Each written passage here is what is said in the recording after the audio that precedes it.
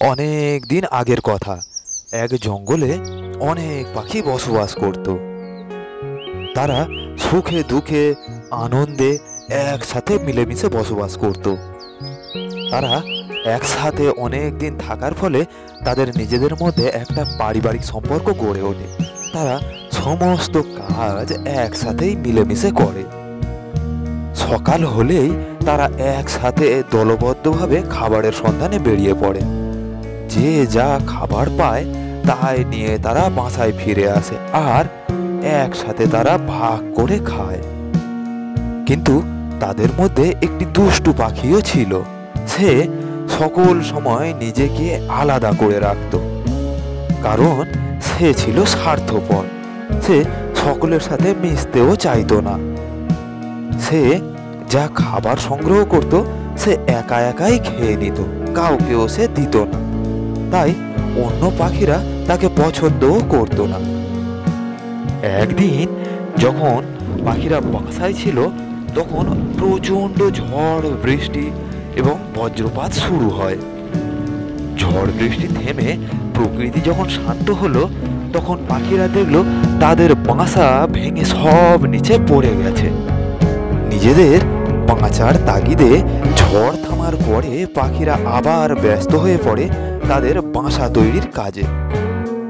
এদিকে স্বার্থপর দুষ্টু পাখিটি তাদের সাথে যোগ না দিয়ে নিজের বাসা নিজে তৈরির কাজেই ব্যস্ত থাকে। এই দেখে অন্য একটি পাখি এগিয়ে এসে তাকে বলে, তুমি জানো আমরা এখানে একসাথে মিলেমিশে দলবদ্ধভাবে থাকি। তুমি যদি আমাদের সাথে যোগ না দাও তাহলে আমরা তোমাকে দলে থাকতে দেব না। অপমানিত হয়ে পাখিটি সেখান থেকে চলে যায়। এদিকে এক ব্যাত জঙ্গলের এক প্রান্তে ফাঁদ পেতে বসেছিল। সেই স্বার্থপর পাখিটি সেই ব্যাদের ফাঁদেতে ধরা পড়ল।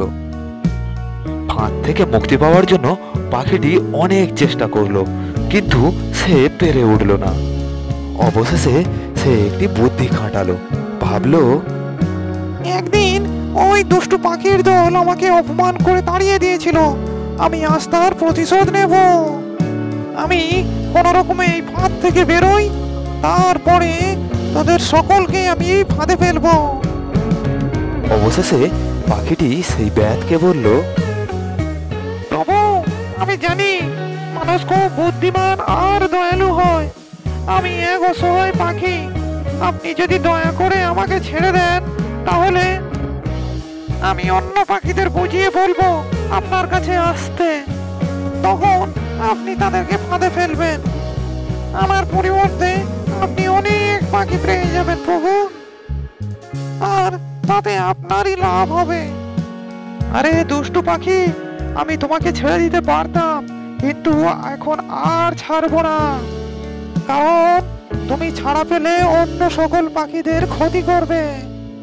তাই তোমার মতো পাখিদের মৃত্যু হলে পাখি জগতের উপকারই হবে।